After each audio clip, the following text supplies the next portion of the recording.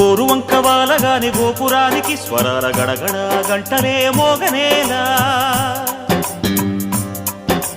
గోపబాలుడొచ్చినాక గోకులానికి పెదాల కిలకిల పువ్వులే పుట్టలేదా బాలకృష్ణుడొచ్చినప్పుడే